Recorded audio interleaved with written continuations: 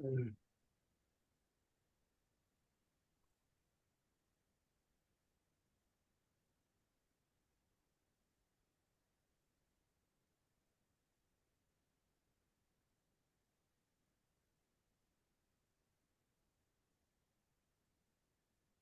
everyone. Welcome. Great to see so many faces just popping up on the screen. Take your time to come in, settle in.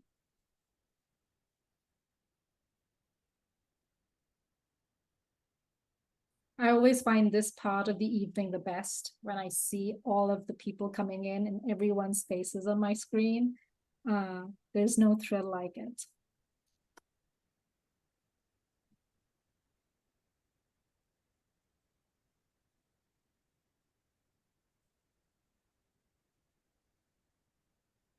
And thank you for being so prompt. It's been a long week for all of you, so I really appreciate the promptness. It'll help us get started on time. And, you know, I try to get my Thursday sessions done sooner so that I can give back some time. So if all goes well, we may also have some time to give back at the end of the session.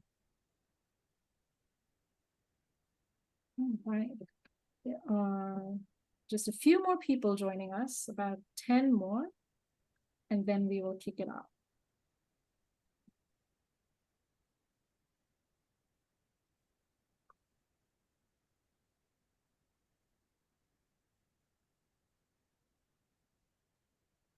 All right.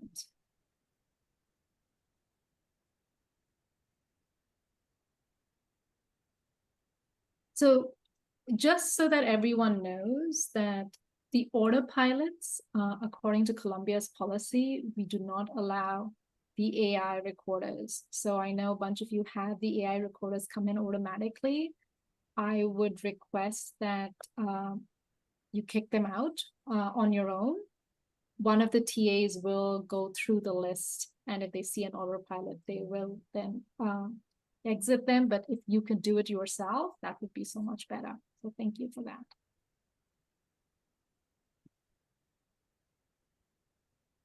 And I will now go ahead and share my screen. Just give me a minute. Okay.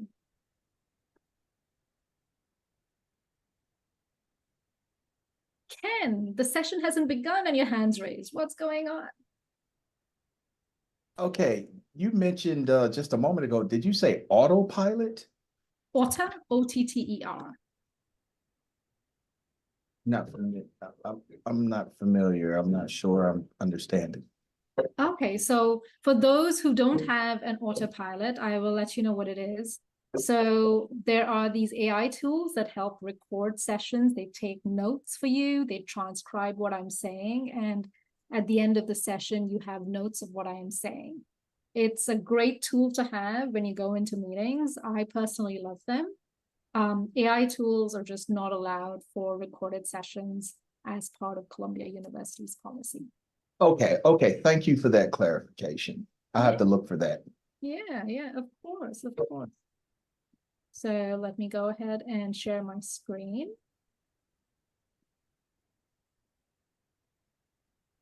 And is everyone able to see it? All right, Dharma, thanks for nodding. And I'm just going to go ahead and bring all of you back on my screen so that I can see all of your faces. Okay. So welcome back. Last session of orientation. And hopefully by the end of this session, you will feel so much more comfortable, so much more confident about these coming 8 or 9 weeks. There is a lot that we are going to cover in the coming weeks, but hopefully just going through the rhythm of this week will give you the confidence to move forward. I know I see a few raised hands, but I will get to you after I get this session, so that I get through this section. So thank you so much for your patience. Again, third session, one thing that I want to share, or that I want to ask of you is this week, The last week, all of you have been onboarding, you've been coming into classes, you've been coming into office hours. If you could take a moment to add or to type in chat, what has been your biggest takeaway in your JTC experience so far? Just the one, your biggest takeaway.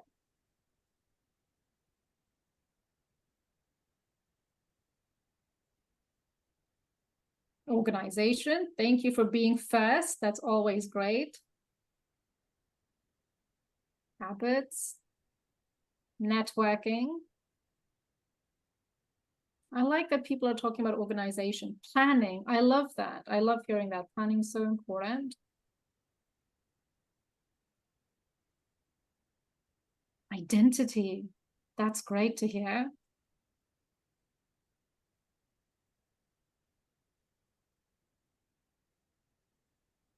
Time management, 100%.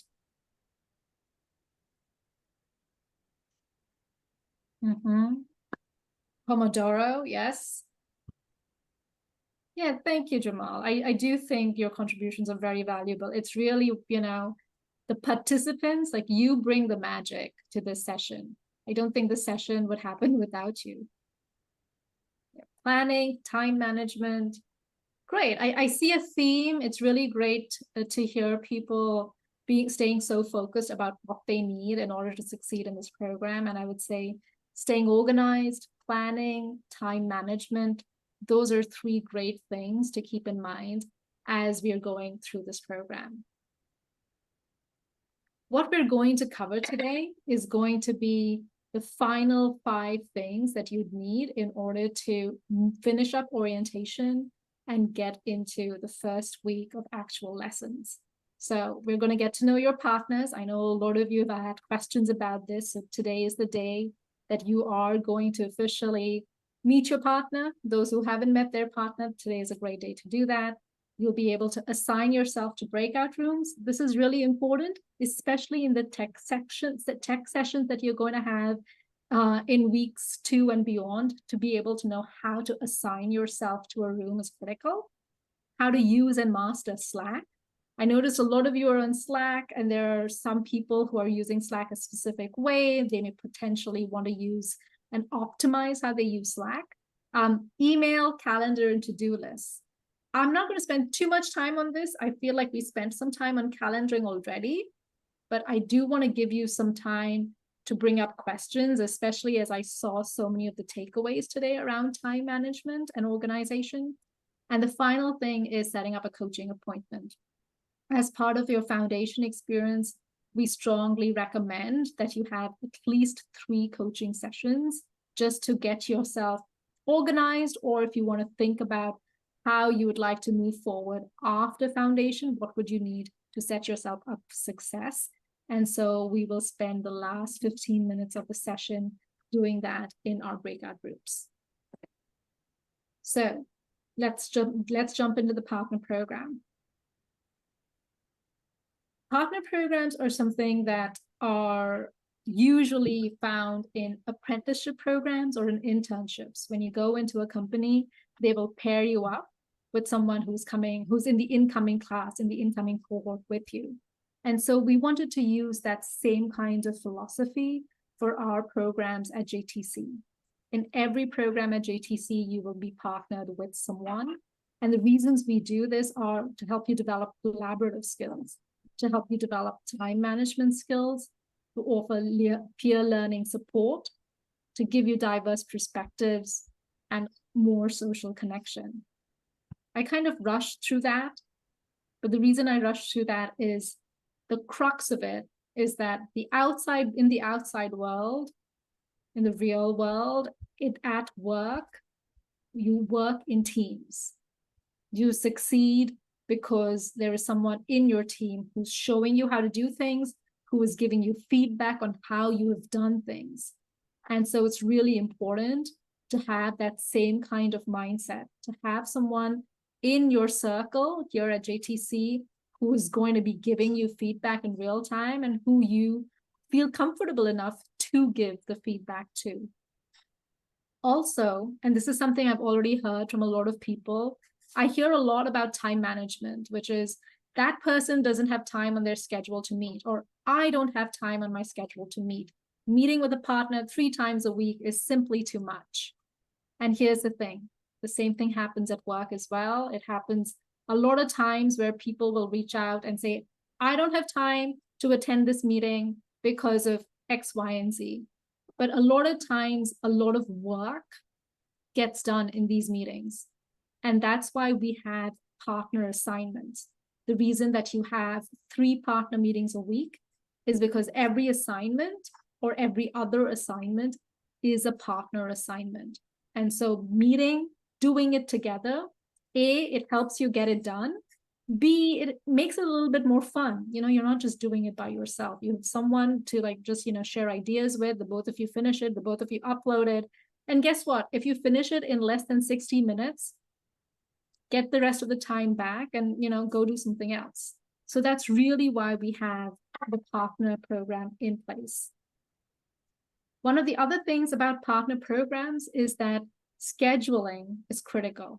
As I just mentioned, the time management piece. So ensure that you have time on your calendar set aside so that you can meet with your partner. We tend to recommend that you meet with your partner over Slack. If you don't have access to other types of videos, and if you're interested in Slack Huddle, you can Google it. You can also ask your TA today. So with that, let me just share my screen. You may, by the way, see my cat jump up at any time right now. My apologies, but my cat sometimes likes to participate in my sessions. He likes the sound of the voice. So very quickly, does everyone have access to their partner sheet on Canvas? Raise of hands, who does not? Michael, okay, who else? Dawn, do you not have access to the sheet, or do you not have access to your partner?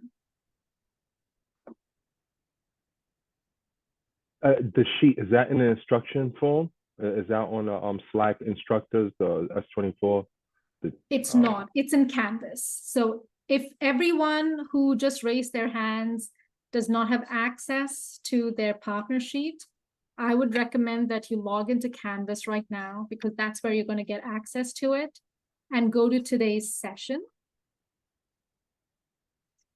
And in the before class section of it, that you'll find the sheet. I see that there are only 4 of you with your hands raised. So while you're doing that, I am going to very quickly do an exercise in class. So very quickly in chat, and this is going to become a really busy chat, and I do want everyone to participate. Please let me know who your partner is or who your partners are.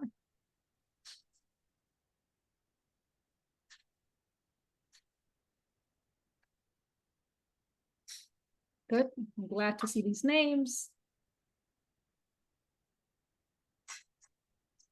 And so Miguel, Ramon, Loaiza, if you're able to, are all 3 of you, and Yared, are all 4 of you on Canvas right now? Ramon, are you on Canvas right now?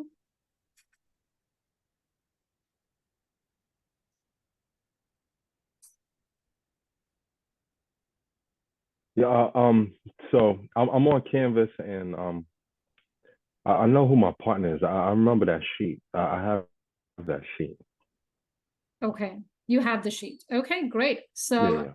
then Miguel, if you're able to type in who your partner is, that would be great, because I know your partner was changed recently. So as long as you know your current partner's name, your new partner's name.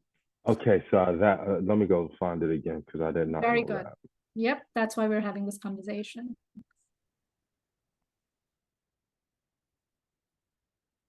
Very good. I know not everyone's chimed in yet, so please keep going, because I'm counting the people. So Michael, if you're logged on Canvas, you would go into today's session in the navigation module. Remember how we did it in the first day? And it's in the it's in the before class section of the overview page.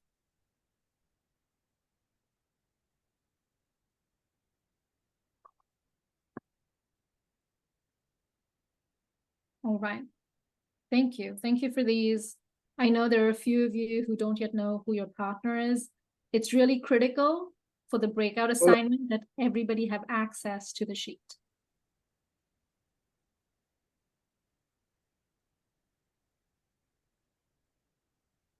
All right, so I see that there are some people who may not know where the sheet is.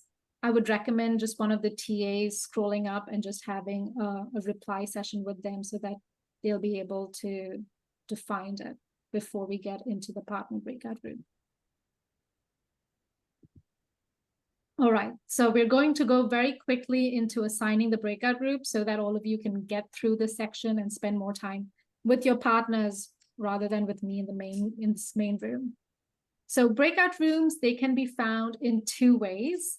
For those of you who are here on Zoom, whether on the laptop or possibly on a Mac, your Zoom toolbar will be either at the bottom of the screen or at the top of the screen. So once you have identified where your toolbar is, for many of us, on the toolbar, you'll be able to see the word breakout rooms. For those of you who are not able to see it, see if you can identify a more button with the 3 dots. And once you click on it, you'll be able to see breakout rooms. So very quickly, raise of hands, who cannot see the breakout room?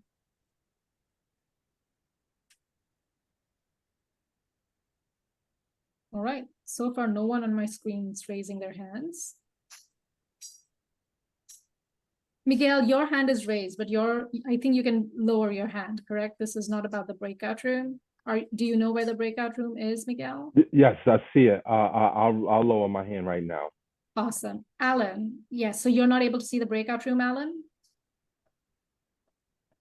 And you're on mute, Alan.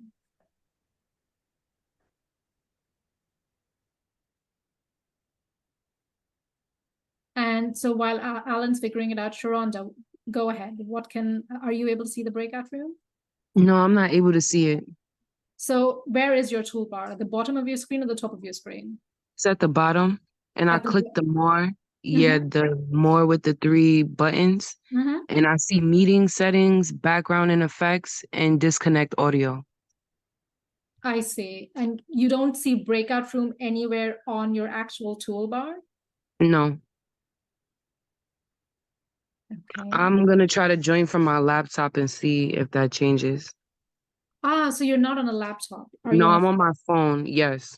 So on the phone, I wish I knew where it was on the phone, but you can join.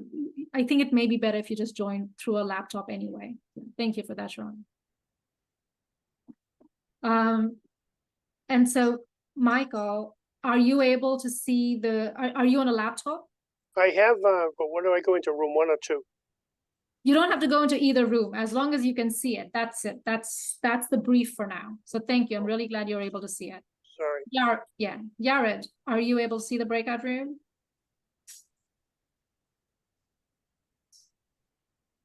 Yeah, I'm having so much trouble right now with my so I'm logged into my phone and my laptop.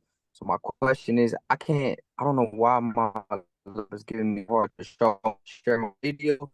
It won't let me show my video, and then All right, so let me just stop you right there, Yared. So if you're having a technical issue in general, we can solve that once you are in a breakout room. So it seems like most people, in fact, it looks like 99% of the people were able to locate the breakout room. So in the interest of time, I will return to Alan and Yared and Miguel once we're in the breakout rooms. So what I am going to do right now is I'm going to create the breakout room so that you can go into it.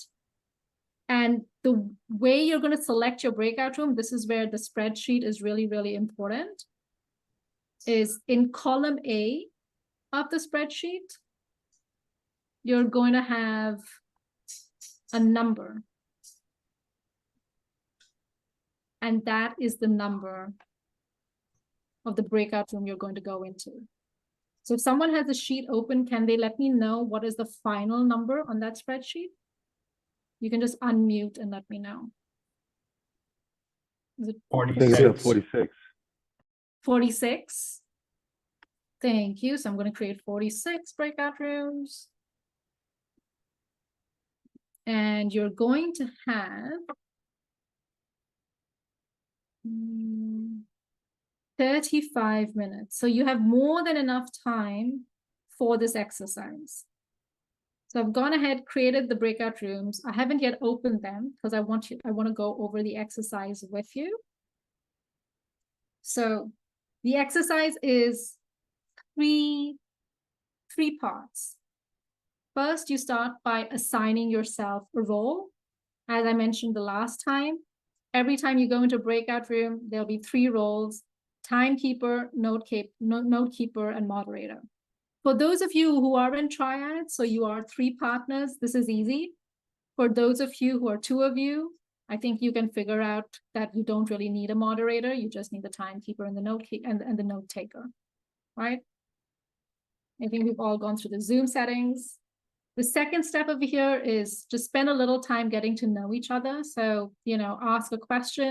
I gave you a sample question over here, like the 3 most important things to know about yourself while you're working with your partner. Share that.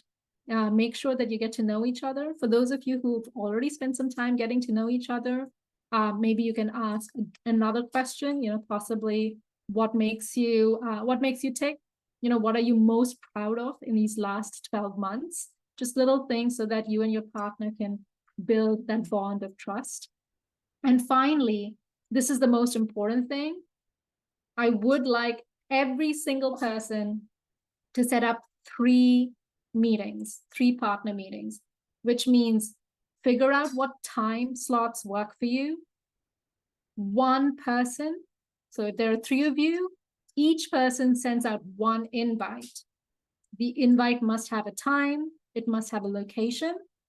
And then once the invite goes out, the person who accepts it, person who receives it, must accept it. And that will take the remaining portion of the time, and then all of you would come back. Any questions before I open the rooms? Michael, just give me a minute. Would you mind repeating step 1 again, please? Oh, sure. Let me go back.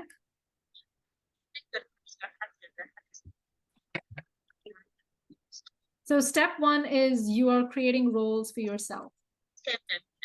All right. So that, and whoever's is not on mute, please go ahead and mute themselves. It's just, someone keeps time and someone's the note taker.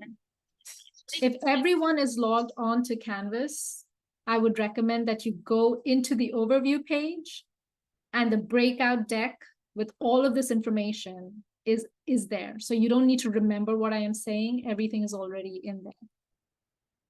Okay, so I'm going to go ahead, open all of the rooms, and I look forward to everyone going into the breakout room, finding their room number from the spreadsheet, and signing in.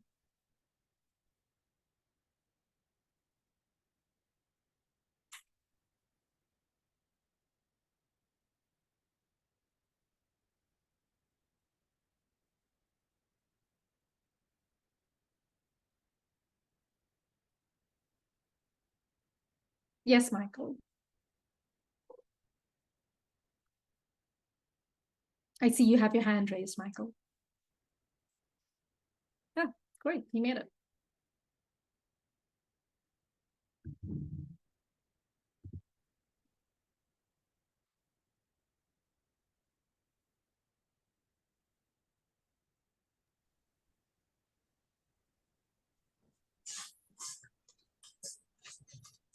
I was still looking for So for those of you who are still here, you need to assign yourself to a room. So please go into the breakout room tab. You can't find and choose the room you're going to be in. I was trying to find a partnership when you were explaining it, so I didn't hear you explain it. Sorry, say that again, Alan. I didn't hear you explain it because I was looking for the partnership, so I wasn't paying attention. So I was trying to find the partnership, and I found that, but so I didn't hear you. Okay, and what's your room number on that partner sheet, Alan? 2. Sorry? 2. 2, okay. So are you able to, are you on a laptop or a computer right now? I'm on a computer. I'm on a desktop. Okay, so do you see the Zoom toolbar? Is it at the bottom of your screen or the top of your screen? Oh, I see that. Oh, there's the button. Yeah, I see the button. Okay, great, brilliant. Also, Casey, Efrain, Michael, you're all still here. What are you doing here? Hey, I have a question. Yes. Where can I find the sheet at? So you log on to partnership. Canvas. Let me know when you've logged on to Canvas.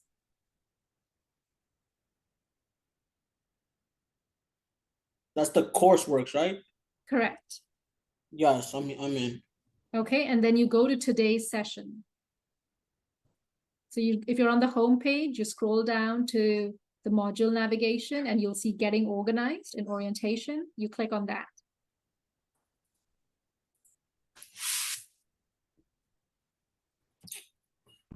I see about 18 people still in this room. So everyone, if you're listening to me, get onto Canvas and you can go to the home page, go to the overview page, and that's where the sheet is, where you'll see where your room number is.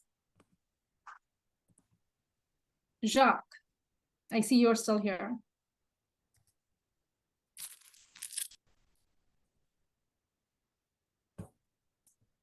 And so for those of you who are still here and not able to respond, I'll give you till about 6:30, and then I'm going to drop you out of the session.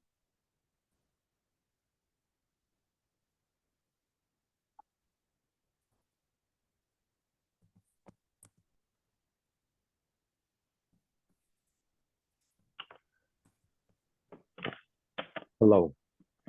Can you hear me? Miguel? Yes. Yes.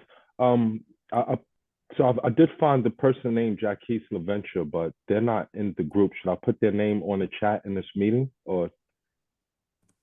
Oh, they're not in the group? No, it says so that would be we're online.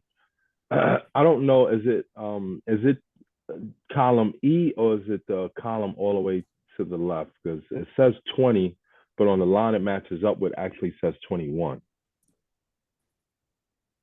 It's whatever's on column A. Column A, let me see. Column A. My column starts, it's weird, but my column starts with E, F, G, and H. Oh, sorry, then column E. Column E. My bad. Column E. Column E, yeah. So let me see. I'm pretty sure it says room 20. Okay, column so E is room 20. Okay. Jacquees LaVenture, but Okay, nobody's in there. So just want me to still Oh. stay inside that room? I see. Then hang Actually, on. I was actually trying to figure it out. So 20, thanks. Oh, good. I guess your partner just spoke right now. Oh, perfect. I'll go back to the room. Excellent. Ravi, yes. I don't see my partner anywhere. So Okay. what do you want me to do? Who is your partner? Andy Roman, number 38. Got it. Could one of the TAs check whether Andy is present today or not? So his Hey, last- can someone hear me? Hello? Yes. Yes, I'm sorry. Where can I find the sheet again? Wait, Andy not- Roman is not present. He's not present. So then Ravi, I would say just hang out here for a bit. Yeah, I'm sorry, who was speaking? I wasn't able to see. Jason. Okay, yes, Jason. Go ahead. Where can I find the sheet again? I'm having trouble finding. Are you on Canvas? Yes. Great. Do you want to share your screen and we can walk you through it? Share. And this way, Mohammed, Sean, Candice, Casey, Senator, Derek, you're all here. So you can see how it happens. And whoever is assigned to room 6, Felix has just asked for help. So if you could go to room 6, that would be great.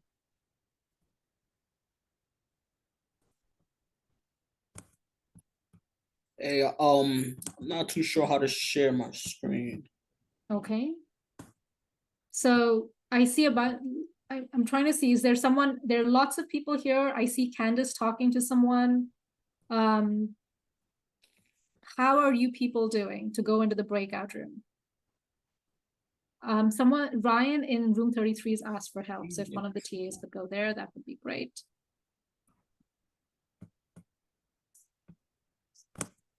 I'll go in there. Ryan? Yep. And then Felix in room 6 asked for help as well. So if someone What room is Ryan in again? 33. I'll go to room 6. All right. Kalisa, yes. I think you're on mute, Kalisa. Okay, so I don't think my partner is here. I think there may be another device close to you, Kalisa, that is not muted. So that's okay, then just hang out here. How about this? Ravi and Kalisa, since your partners are not here, it'll be great for the two of you to get to know each other. Ravi, you said your room was room 38? Correct, 38. So how about Kalisa, you and Ravi go into room 38? Okay, all right. All right. Sunita, I see you're talking to someone. Go ahead, unmute yourself and let me know if you can go into your breakout room.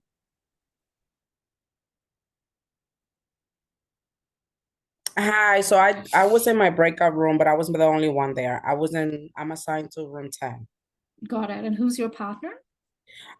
Christopher Nicole, I believe is the last name. Got it. Okay. Thank you for letting me know, Sunita. Thank you. Ryan, go ahead. You have your hand raised. Yeah, I'm assigned to room 5, me and Akeem, but the room's filled. The room is filled? Yes. You and Akeem, but the room is filled. But Akeem is Yes. right here, so I'm confused. He's right here. Yep. Interesting. Okay. I wonder who took room 5. Let me just check. This has never happened before. I mean, it's a really popular room. How about both you and Akeem go into room 1?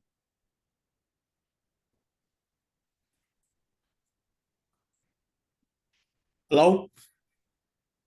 Akeem, are you able to go into room 1, Akeem? Akeem, can you hear me? I see your hand is raised. Okay, maybe that's just an image and it's not Akeem. John, go ahead. You've had your hand patiently raised for a while. Hey, good evening. My partner's in here. He hasn't been here this whole week. Josiah Boatswing. Josiah was here on Monday, but I see he wasn't here yesterday. Okay, good to know. So, Sunita, which room were you in?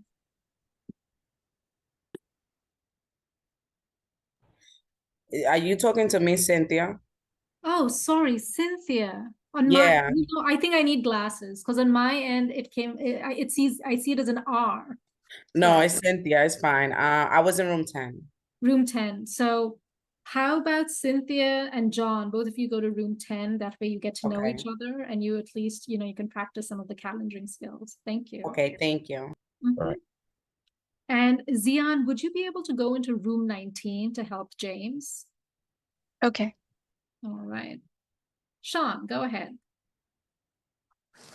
Yes, my partner was here, but she's no longer here. I asked the TA Sandra to check. She said she's no longer here, so I'm in room 35 or assigned room 35. Got it. And Derek, you're still here. What's going on? Is your partner not here either? Yeah, I don't know. His name's Edward Morris. I hit him up the other day and he didn't respond. And Edward's not in the session today. So how about you and Sean meet in Sean's room, which was room 35? Okay. Correct, 35. Yep. So both of you, room 35. Mark, go ahead. Mark and Jimmy are still here. You're still on mute, Mark.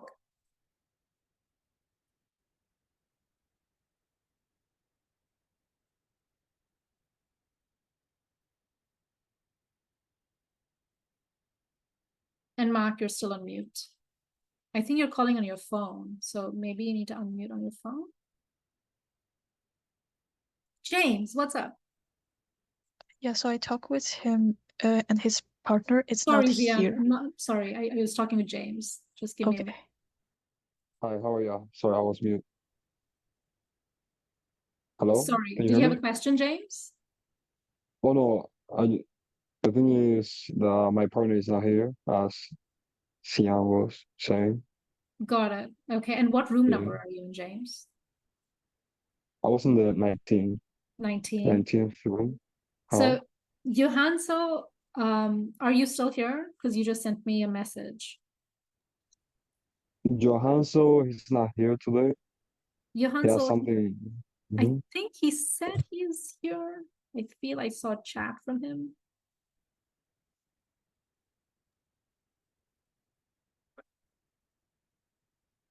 Okay, maybe he's not here. All right, that's fine. So But I we work see a together bunch very of well people. with some of Sorry, them. go ahead, James. Oh, sorry. The thing is, I work really well with him because we know each other Okay, from school, so I don't mind. got it. So let me see if I can find you a partner. Douglas, go ahead. I saw his name on there, Barry Sloan, but he hasn't made it to room 12 yet. I'm not quite sure where he went to. Got it. Okay. Jeriel, could you see where Barry is, in which room?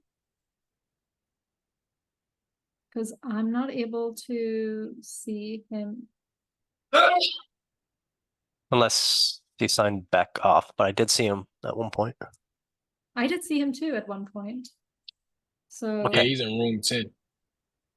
All right, I'm gonna go room 12, or is he with some like what do you want me to do? Barry Sloan, right?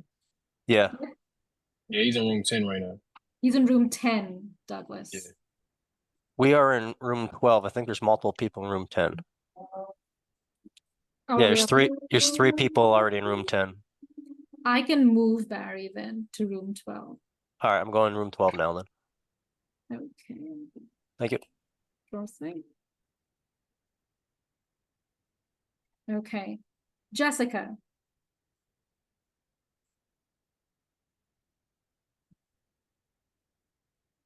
Which room are you going to, do you want to be in, Jessica?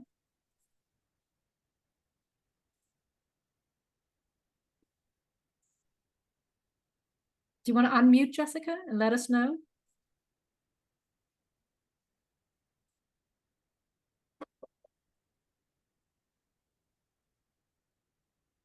So Jessica, here's the thing. If you're not in a breakout room right now, I'm not sure if you'll be able to move forward.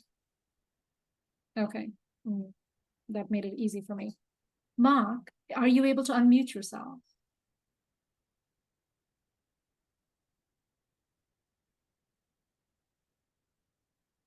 Okay. I'm willing to jump in and do the exercise with people that don't have partners as well.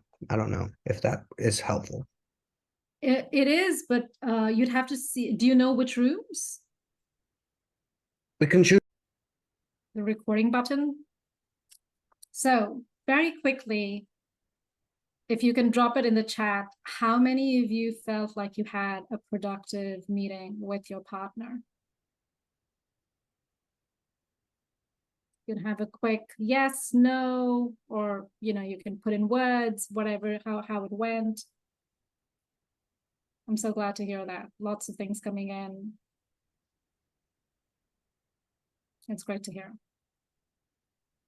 So we've just finished our first hour. We have possibly 30 minutes of content to go through. Some of it is going to be fairly fundamental, but important because it has to do with Slack, which is where we do majority of our communications as a cohort. And then we will go into a breakout group. And once we're in that breakout group, once we come out of that, there'll be a short break. Is everyone good with that format for the next hour? Okay, I see thumbs up. I don't see any shakes. Okay, thank you. All right. So let me go ahead, share my screen.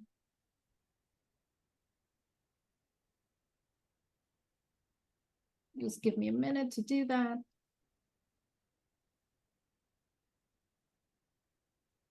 And I'll do another quick raise of hands. Who is very comfortable with Slack? Okay, Ken, Victoria, Najma.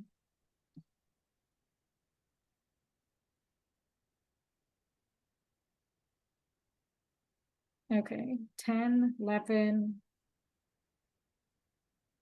Okay, so we have okay, so we have a cohort of around 80, about 80 or so today. So we have 80 participants, and I see that possibly 13 or 14 of you are quite comfortable with it. That's good to know. I will then lean on you quite a bit because we will have a breakout group where we are going to go through a series of exercises.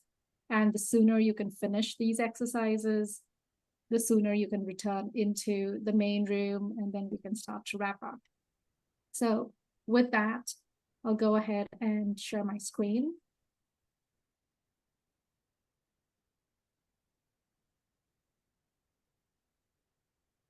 And thank you, everyone. I think you can put your hands down.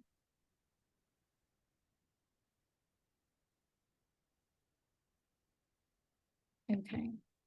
So one of the main reasons that we decided to use Slack was because it not only lets us share lots of information with you, but in turn, you can share a lot of information with your classmates, with your partners. So it's a very democratic way of being able to share information in all possible ways.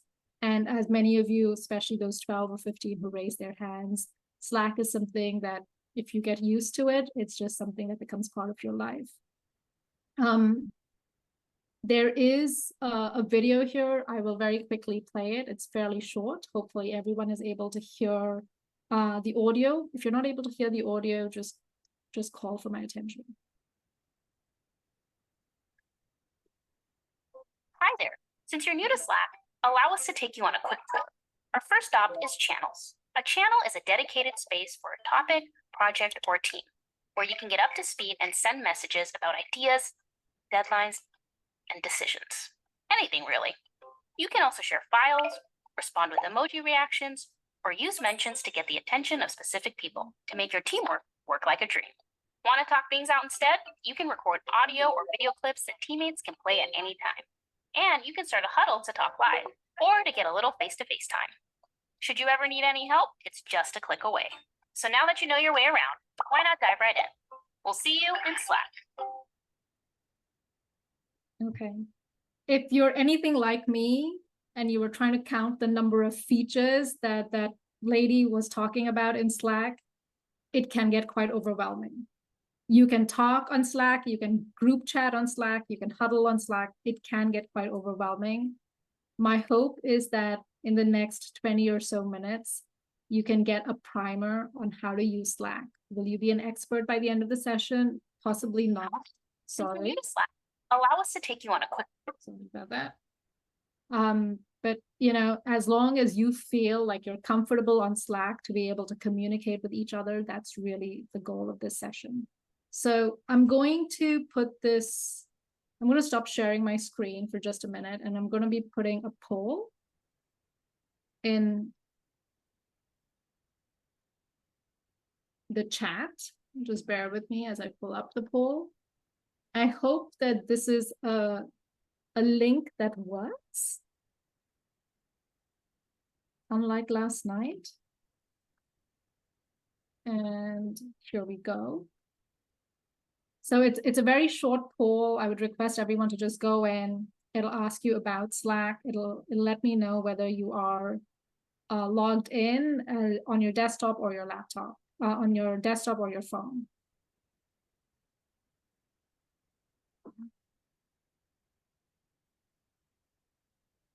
Is everyone able to see the link? Okay, great.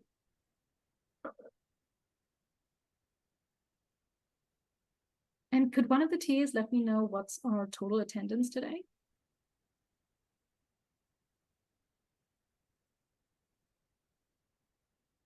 We're currently doing a recount.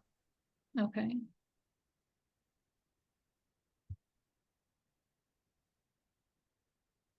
So about 37 responses so far. I know that there are at least 76 people in the room. So Barry, if you just scroll on the chat above where you wrote that message to me, you'll see the link. It's a fairly long link.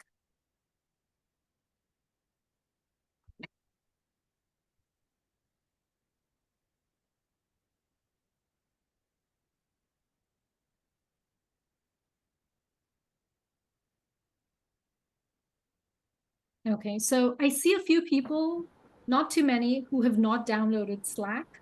I would recommend that if you're using Slack on your browser, to download it on your phone and to download it on your device. So if it's a laptop or a desktop, because it'll help you to get all of the messages that Dario is sending.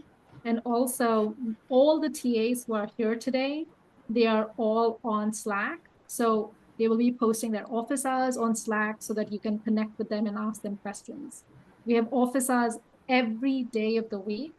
So if you are able to get their timings from them through Slack, it'll be so much better for you. So those who have said that they haven't downloaded Slack, just take a couple of minutes today when you're in your breakout group to do so.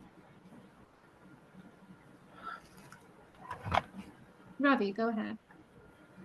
Yes, I was worried about security, where there are some programs that actually dig deep into your computer and take your information, and I wasn't sure if Slack was it wasn't as secure as a program like what Signal.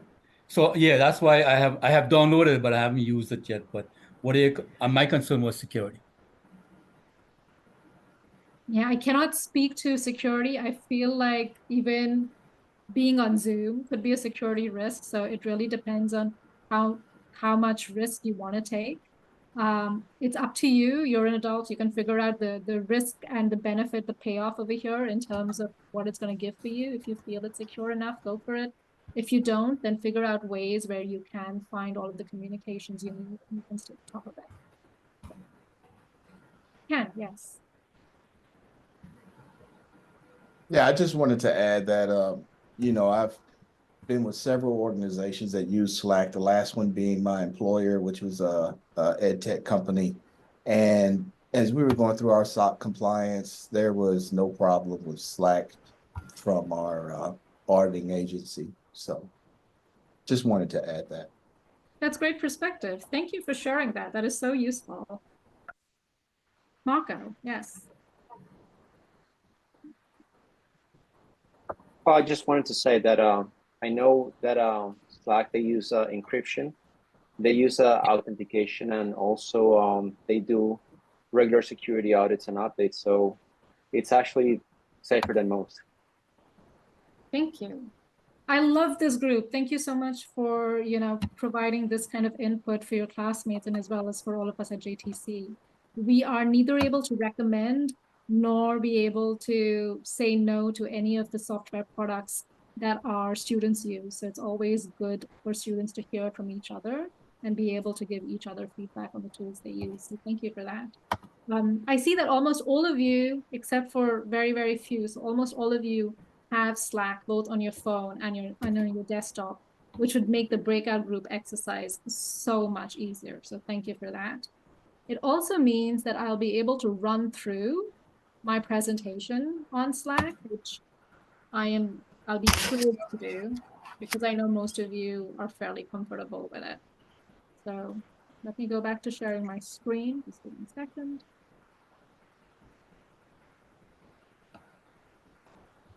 Okay. So very quickly, if you are on the laptop, and most of you, I think, are, if you're able to pull up your Slack right now, you know, I kept asking you to do that for Canvas. If you're able to do that for Slack right now, that would be great. The left-hand side of the screen, that's really how you navigate through Slack. You have the home button, you have the DM button. So anytime someone, say your partner or Dario, messages you directly, that's the button that you will be able to get all of your messages from. Your activity button. This is my favorite button because my Slack is muted pretty much the whole time.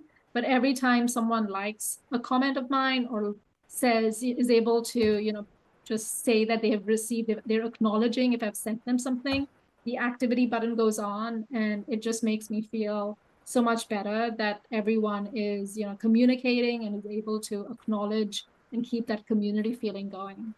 The later button, for those of you who are Slack users, I would, instead of me saying this, I would love to know how some of the more advanced Slack users here use the later button. Any volunteers?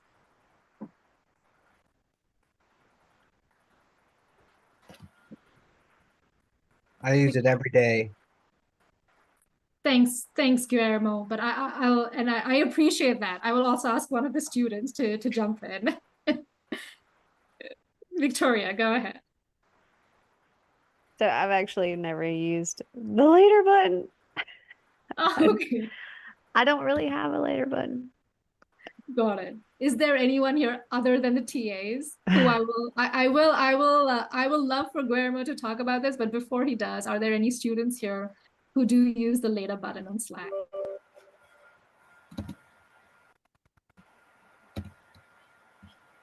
No one? None of the 15 advanced users? Kyle, yes. Yes, actually same thing as Victoria. I mean, I've used this a lot, but I don't have a later button on my sidebar. Got it. So it may just be an updated feature. It used to be a save feature, and they changed the name from save to later. Yes. Jamel? Oh, I think you just go ahead and mute yourself, Jamel. Guillermo. Oh. Go for it. Tell us how you use the later button. First, I will teach everyone how to use the later button. When you type your message, next to the little arrow to send, you will see like a little drop down where you can click, and then it'll tell you it'll say what time you want to send it for. But at work, what I do is sometimes I code very late at night. So I am not a morning person. I'm not going to wake up. I'm not going to be at work at 9. I might be there at 11. I might be there at 12, but I send it for 8 o'clock or 9 o'clock. So I'm going to pause you. I'm going to pause right there. So I think what Guillermo is talking about is the schedule later feature. Oh, yes. That's what I mean. So, okay, is it the wrong feature? Yes. I'm really glad because Guillermo is certainly, he's our advanced TA, and very rarely do I get one up on him. So, you know, this is great. So everyone, if you are on Slack right now and say you're in a Slack channel, pick any Slack channel, pick the help channel or any other channel, and go to a message. And if you hover on the message on the right-hand side, you will see what you can see on my screen, which is like this little bookmark icon, and that's what it is. So if Dario sends you a message, your partner sends you a message, if on the instructor announcement, you see a message and you want to save it for yourself so that you can look at it at a later time, that's what that button is for. It's super useful because right now we get so many we're inundated by information. So if you're able to save the information for later, you can go back and read it again. Any questions about this feature? Is anyone going to use this feature now that they know about it? I see Joel shaking his head. I see Ryan shaking his head. Kevin, yes. Okay, great. I'm sorry for coming off mute without raising my hand. Where are those saved messages sent? Because I've never used that before. I've seen it, the bookmark, I've just never used it. That's a great question. So let me take my screen back and I'll show you where it's saved. So you see this later button on the left-hand side of your Slack.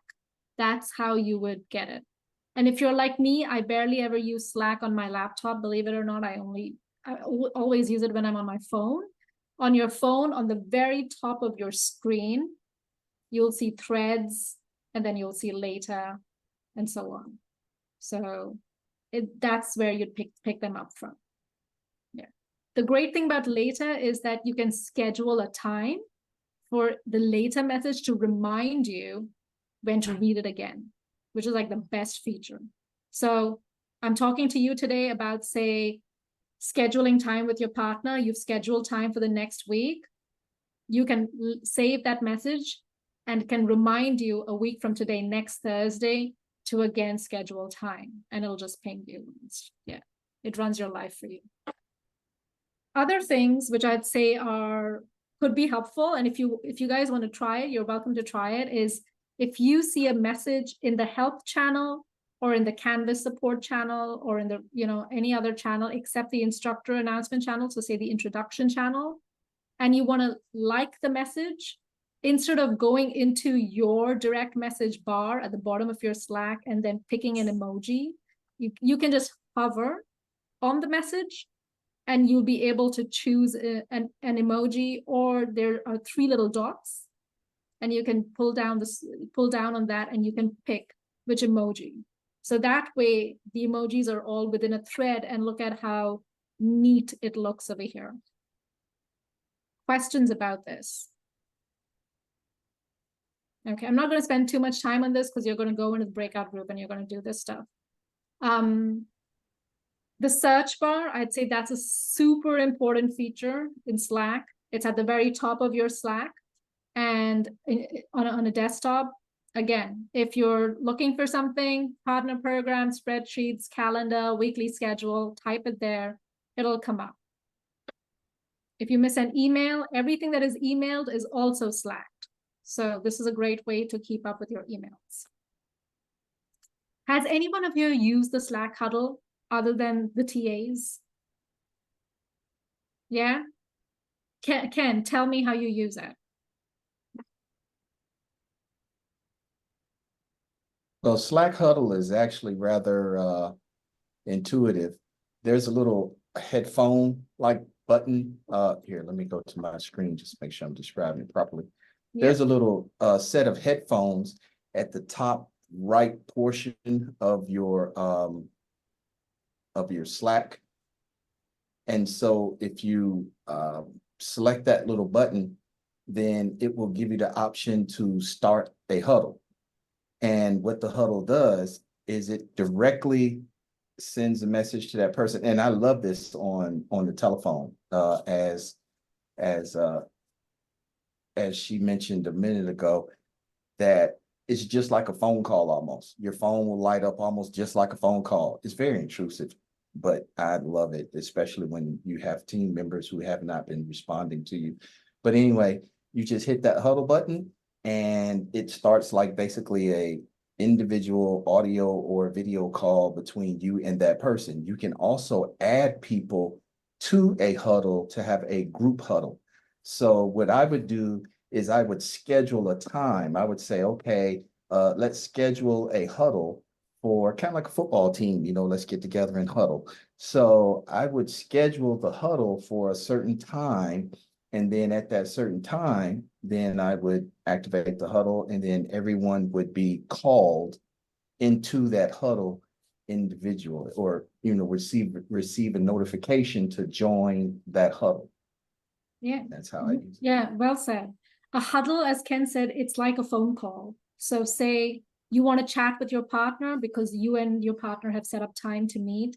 You go into your partner's DM, and instead of like typing, you will see the little headphone, like the one that you're seeing on my screen, and you click on it and it'll basically start a phone call with your partner. It's very intuitive. You don't need to go into a Zoom room. You don't need to have a Google link. You just go into Slack and you'll be able to do it. Kyle, I see your hand raised.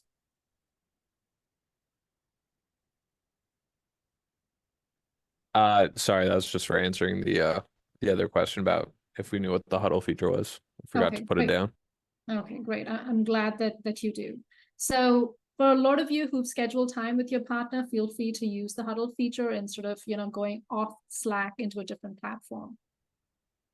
I think Ken explained it really well with the huddle, so I'm not going to show you the video. You already will have time in the breakout room to practice it. So I'm just going to try to skip it. As Ken said, a lot of us, we tend to use Slack on our phones just because it's so much easier to use it on our phones. And, when you're on the go, it's just easier to like catch up on things. This is how it looks. All of your channels on your phone are on the left-hand side. So you have to swipe to be able to see it. You can also look at how a conversation takes place on the phone. Again, it's fairly intuitive. It's not that much different. The only thing is that all of the buttons, like all of the emoticons, all of the features for that particular message are at the bottom. So when you send it out, you just have to look for it at the bottom. That's pretty much it. And so very quickly, the TAs and those who feel like they're fairly advanced on Slack, just like bear with me with these final 5 questions.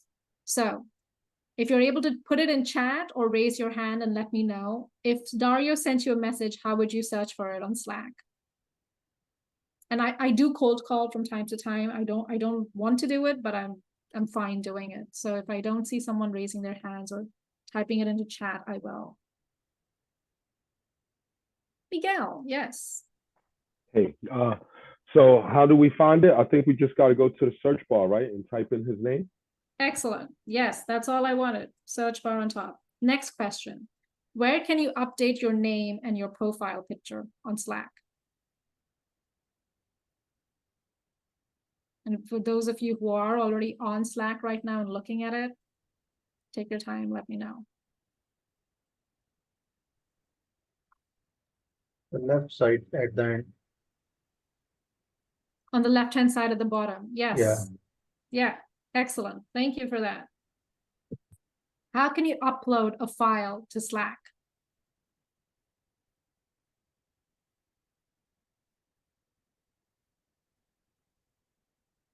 Take your time. If you're on Slack, look at it, see where the button is, and then you can tell me where it is. Victoria, yes. So when you go to a message, there's a plus button in that little box, and you can attach something. You can Right. upload a file from your computer, you can create a canvas. Excellent.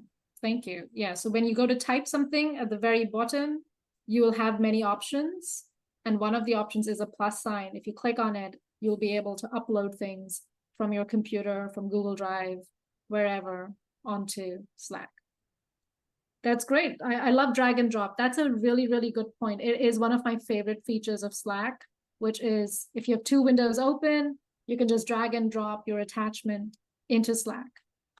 Yeah. What is the role of channels?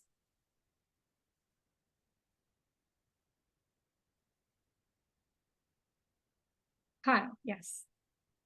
It helps you keep your discussions organized. Like on our end, for example, we have one for instructors, we have one for the introductions. So it just helps keep your conversations, your discussions, everything like that organized. Fantastic. Yes. Channels are not just about communication, they're about organized communication. And finally, what's the easiest way to check for DMs and activities on Slack?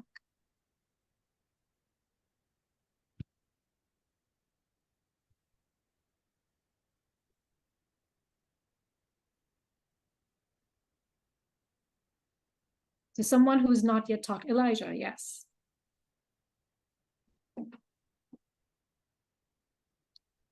I think you may have to unmute yourself, Elijah.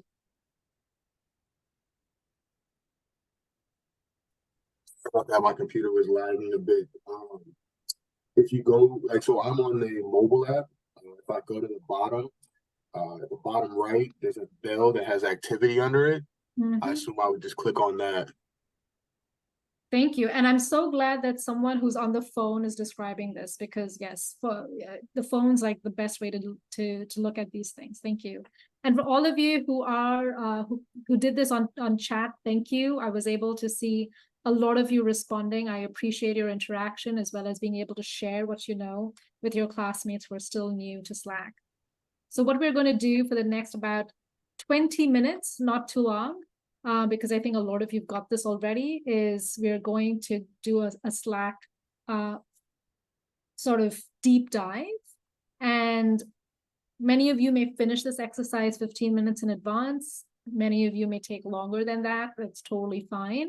If you do finish it in advance, feel free to come back into the main room and we can chat about other things like the assignments tomorrow and so on. So once you go into your breakout room, and Guillermo, at this point, I would say we could have about 6 to 7 for breakout room. I would say that would be ideal. So ensure that someone's a timekeeper, someone's a note taker, and someone's a moderator. So there are many steps to go through in this exercise. So ensure that the moderator has access to the breakout deck in Canvas and is able to review all of the steps. So I'm not going to go through all of the steps here because all of you will have access to this deck. So if you don't have access to the deck, I would say log back into Canvas, make sure you go into today's page, overview page, go to the during class section and find this slide because it'll really help you. And all of the answers as well to the breakout activities are in the deck. So how do you reply to a thread? How do you add emoji reactions? Sorry. How are you able to add emoji reactions to your posts? And then how can you pin a message? All of those are part of what's in your deck, in your breakout deck. I would say the one thing that I've not yet covered, which is very useful, is tagging. For those of you who use Slack a lot, could one of you who's not yet spoken tell me a little bit about tagging, how you use it, when you use it?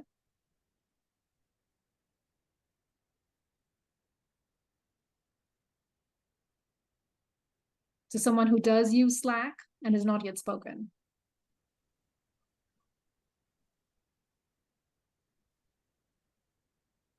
Mohammed, go ahead. Well, essentially, you just type in the @ and it'll give you an option to kind of search for the individual who you're trying to tag. And once you do that, it tags the person to the message. Absolutely. Yep. And so why do we tag people?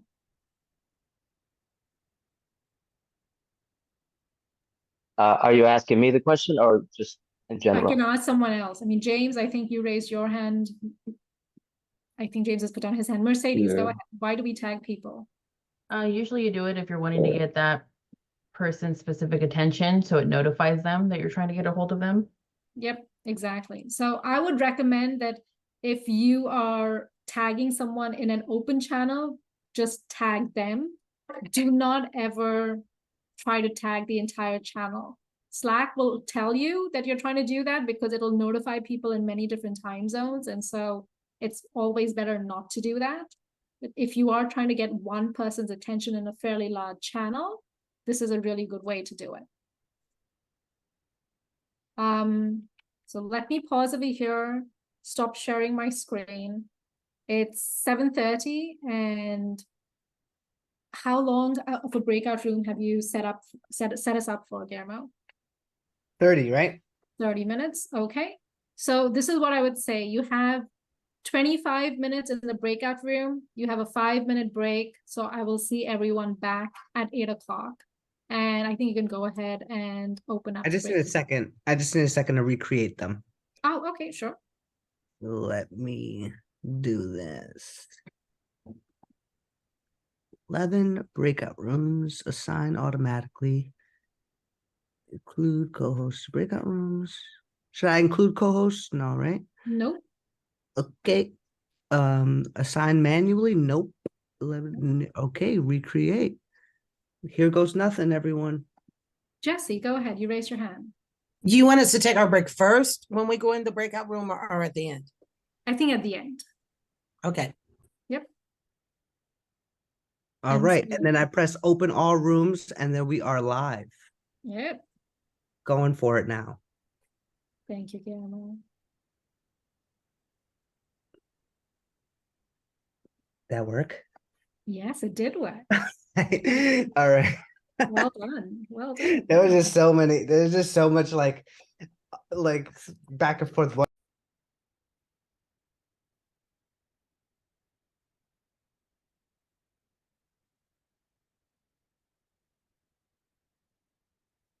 Okay.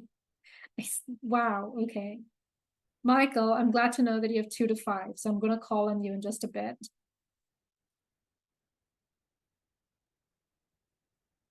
And Anthony, no more than 10 emails. That's great. So if you don't mind, Michael, why 2 to 5? Tell me, why do you not let the emails pile up? Oh, I just go in and answer them right away. Okay. Get some, if you can do something like last night, the guy said, if you can do something in 2 minutes or less, just do it. Get it out of the way. Done. That's a great concept, and we're definitely going to come back to it in just a few minutes. Someone said they had only 30. Who is that? And if you could come off mute and talk to me about why 30.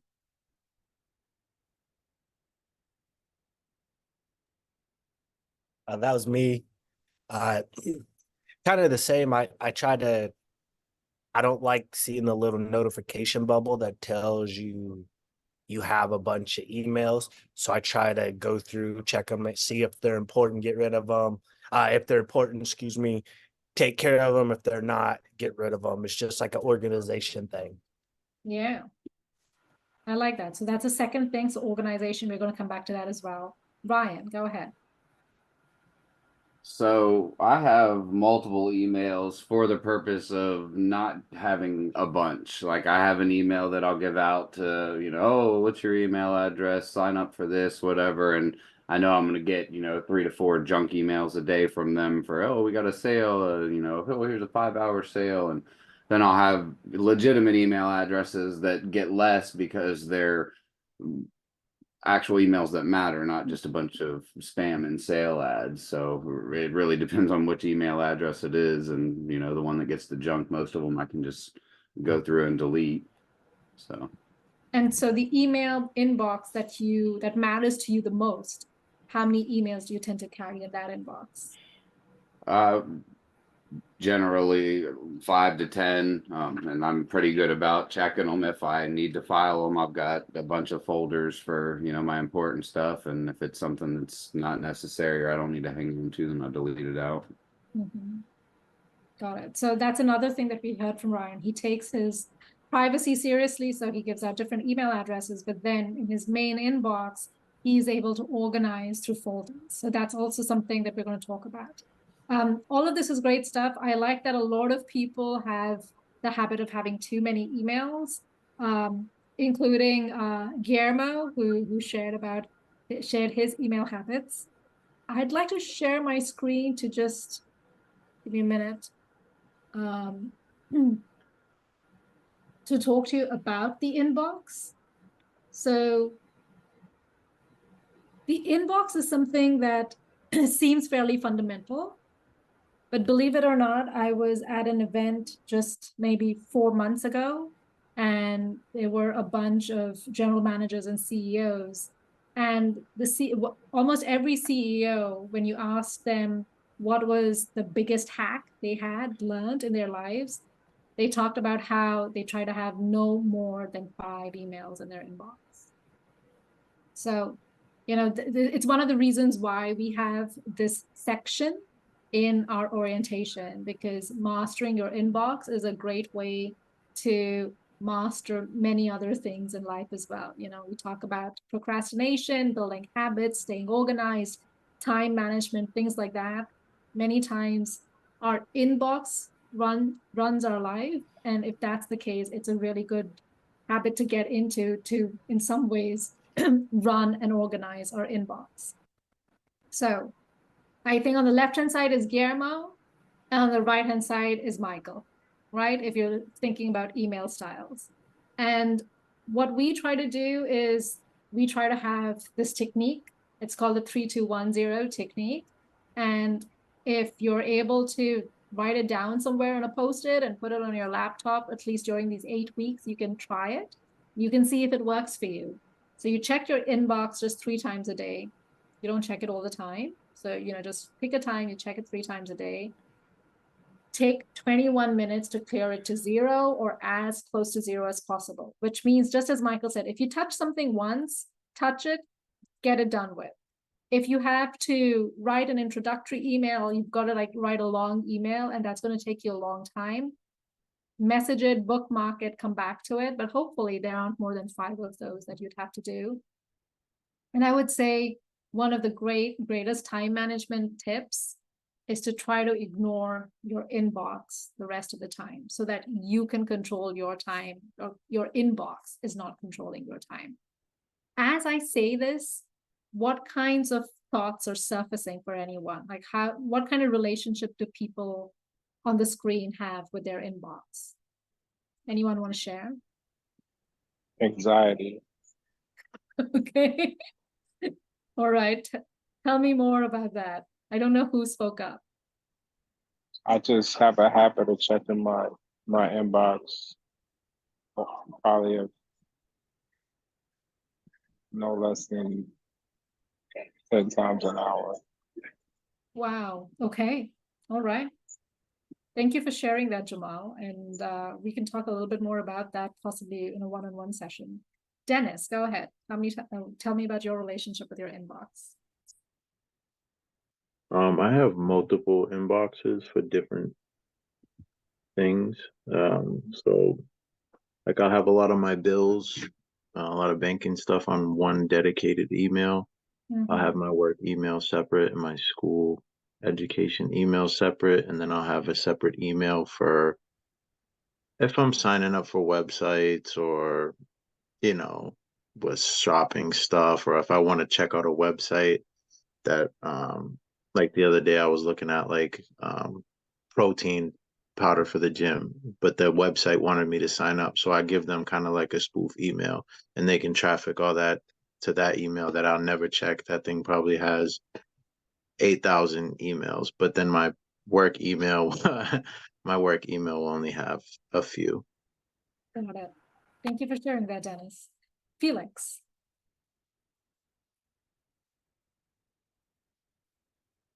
Yes, I have thousands of unread emails, thousands. I literally have had to get a significant boost of email space monthly as a result. I should be delegating more. I should be setting up different inboxes, different emails for different things. However, I've got to whittle down the activities that I'm involved in so that I don't get all these emails and activism organizing stuff, because all the coalitions want a body at a rally. Got it. Yeah, so Felix is talking about just figuring out how to organize at the source, even before getting the emails. Okay. Yes. Thanks for that, Felix. Joel, go ahead. With me, it's like hoarding. I hoard all my messages, and I have like 2 emails. One that I use for everything, and one that I use for, I don't know, random stuff, you know, like school or work or whatever. Got it. Thanks for sharing. And Mike, go ahead. All right, I just use my work email for the justice class, but then I have a separate, you know, like file for coding. So any emails that I get from JTC, I automatically just move into my coding, and then when I get a chance to go through them, I go through them. But that way I'm not missing anything. It just keeps everything kind of centralized. And I have like 3 other emails, like Gmails, but that way nothing gets lost in the mix. I mean, I use that, you know, to me, it's simpler that way. And then we have our Outlook is separated between Focus and Other. So just all direct emails come right to the box. And I can stay on top of them that way. It's just easier for me that way. That's good to know. So it looks like everyone has a very different style of organizing their emails. Me personally, I prefer to have just one inbox, and I do give my emails to everyone, and then I just have a filter setting so everything goes into folders, and then like once a year I just delete all the folders. So every single one of us has a different way of organizing, and thank you for sharing that. I think a lot of you alluded to this, and that's what I'm showing on the screen, is that we do get lots of emails, and sometimes you'll get emails like this one, which is really, it's a newsletter. You know, it's something that you're reading, or possibly it's even something that you find annoying and is not useful. You will be getting emails from JTC on a weekly basis, and the emails are going to look something like this. Each of our emails has what we call a call to action, and again, I'm just going to have one or two people unmute over here and tell me, what do they believe is the call to action over here? Someone who hasn't spoken yet.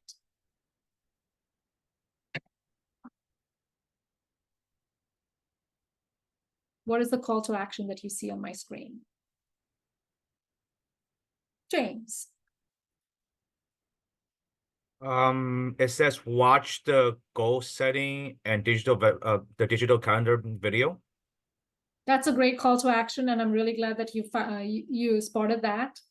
That's something that's usually known as a non-traditional CTA, but yes. What other CTA, what other call to action do you see on my screen? Someone who hasn't spoken yet.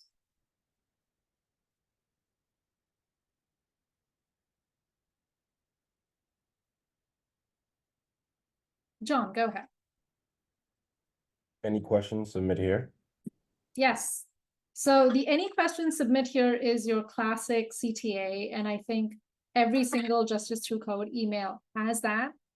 But then in addition to that, on some busy weeks, possibly this week could be one of them, you will see an additional CTA just like the one James talked about.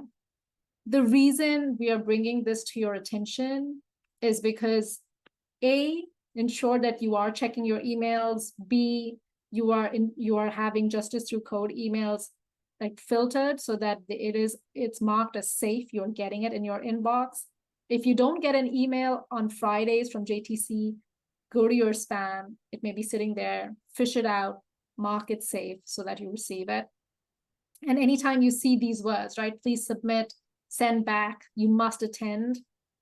These are some of the words that we are trying to signal to you that, hey, there is an action here for you to complete. So what we recommend, and this is where all of this that we're discussing ties together, is that if you have your email, you have your call to action emails from JTC, try to go ahead and list out what those calls to action mean for you and put together a to-do list. In that to-do list, I'd recommend you put in the amount of time that you think each task would take.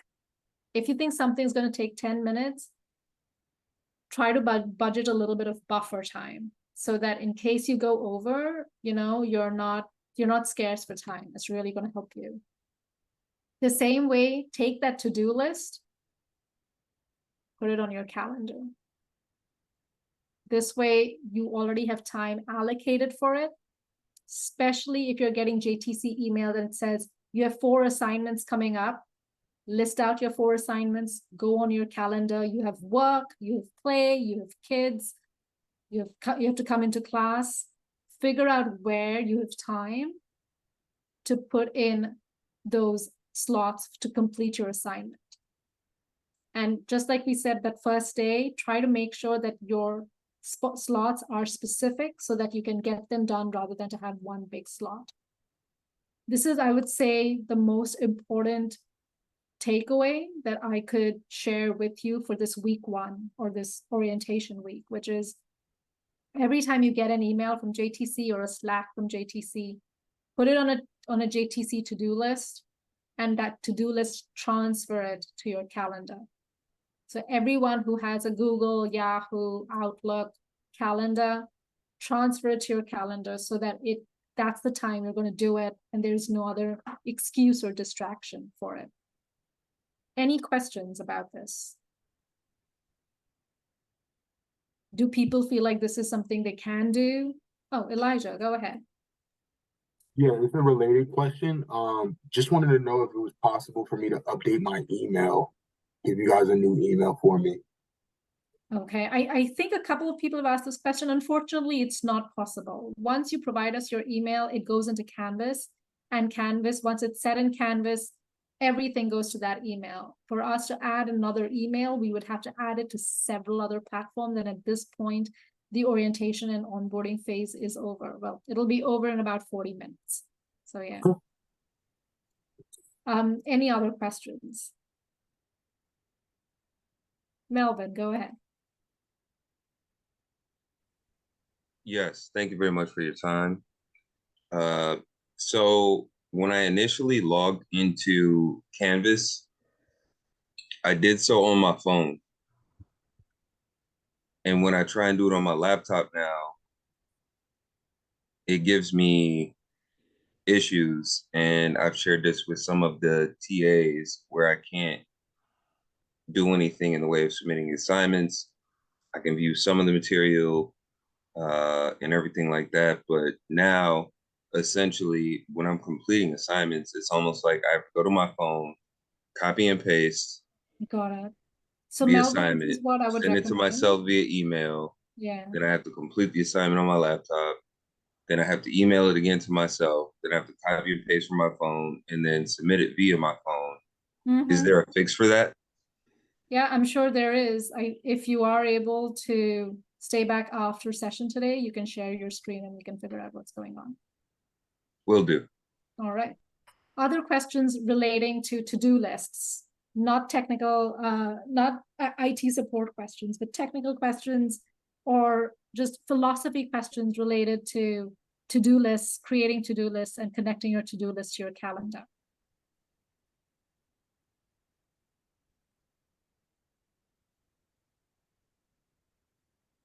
Okay, is this a practice that people follow?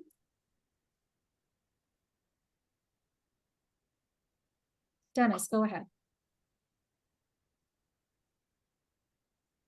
Yeah, so I have to-do lists, and whenever I come across something that is more daunting, I just do it right away. I make sure to get it done as soon as possible. Just because it makes a lot of the smaller tasks way easier. Instead of kind of going from smaller and like, let me get all my small things I have to do done. I try to take on like the most daunting tasks and just get that over with first and allocate the time for that as soon as possible, just so I don't miss anything. But that's my strategy, and it seems to work for me. Not all the time, but most of the time. Yeah, yeah, it's a great strategy. Ramon, go ahead. Yes, I wanted to probably add that keeping up with the digital calendar, I know that sometimes and some days, at least for me, I think I'm gonna run, you know, at some point, at some days, I'm gonna run into, you know, situations where I can't keep up with this, you know, with whatever schedule I had put in the calendar. Let's say because I have to do a chore or, you know, have to pick somebody up, you know, maybe my work, you know. So, you know, obviously I know that I have to micromanage the time, and so it's the first time that I'm working with a calendar. Usually I just had everything to do of the day in my head and I just, you know, got up and did it. But right now, obviously, I'm making space for, you know, everything I have to do. But I know that at some point, something is gonna pop up where I can't, you know, maybe I'll miss a meeting or something, you know. And obviously, I guess I'll have to excuse myself with DM through Slack with my partner or something if that's the situation. Got it. Just because, you know, just because obviously we're having a, we're doing other things, out here. Yeah, thank you for sharing that. Sometimes life happens and we are not able to, do everything all at once. So to figure out just, a backup or someone who is able to help you get through it is really, really useful. And so with that in mind, I would say in the foundation, just pre-schedule time for work, time for home life. If there are areas where there is some kind of conflict because you're not able to, there are two events happening at the same time, choose your best judgment as to where you need to be and inform the other party. So if you're not able to be at work, let them know why. If you're not able to be at JTC, let us know why. And, but do that well in advance so that you're being thoughtful about it. If you're able to, say, not attend a session, but you're able to submit the assignments, ensure that you're submitting those assignments on time. Especially, I would say all assignments are due on Fridays and they close on Sunday nights. So you have the weekend to complete them, and that's about it. After that, we don't really reopen assignments. If you'd like the points, ensure that you're completing your assignments on time. I would say that anyone who currently has an incomplete on their calendar assignment, set up time with the TA so that they can show you how to use your calendar.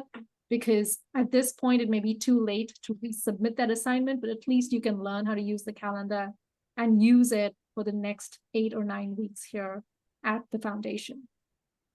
Finally, I would say, if you're not able to figure something out, there are 2 options. Meet with your partner. If you missed something, maybe your partner got it. If your partner missed something, maybe you got it. And then secondly, we have TA officers every day of the week. They are at set times for 1 hour. And if you are looking to meet with, if you're looking to meet with a TA on a specific day, reach out on the help channel, figure out which TA is available at which time so that you can be available at that time to talk with them. You've met most of the TAs by now. You will continue to meet more TAs as the weeks go by. They're here to help you. They're here to ensure that your level of learning is really accelerated and you are able to get something out of this program. Jessie, yes. I had some confusion with the instructions for the communication, the writing communications too. It's giving instructions that is due by the 14th, but it's talking about things on the 17th. Can you clarify that, please? It depends on which assignment you're talking about, and I'm happy to talk about it more after the session is over, because that's a very individualized question. All right. So what I'm going to do is, there is a breakout room set up right now. It is a fairly quick breakout session. It's another calendar assignment. In this case, it's about setting up time with your coach. For those of you who've already completed this assignment, I would say just hang back in the main room and we can just finish some things up. For those of you who are doing this for the first time, 2 things to keep in mind. There is a link over here. If you're able to go, again, into your breakout deck in Canvas and pull the link, that would be the best way to be able to complete this assignment, so this exercise, so that you go in there, get the link, and then go in and check your calendar to see if that particular appointment that you created is on your calendar. This is not a practice exercise. This is a real exercise. So the appointment you're creating is with a coach, is with me. So if you miss this appointment, we usually reach out to you and ensure that, you're either able to keep another appointment or we cancel all your appointments. So this is not a practice exercise. If you are putting time on the coach's calendar and on your calendar to meet, it's a commitment to meet with them. So with that in mind, I'm going to go ahead and set up the breakout room groups. If anyone has a question, please go ahead and ask it while I'm doing so. Mike, go ahead. I apologize. I'm not sure where you say the link is located for the to connect with the coach. You'd have to log into Canvas, go into the I'm in Canvas. you go into the overview page for today's session. Uh-huh. You go to the during class section of the overview page. You'll see a slide deck there, and you click the next arrow button all the way until the last slide. I'll find it. I'll look for it. I'll find it. Okay. All right. So I'm just going to open up the rooms.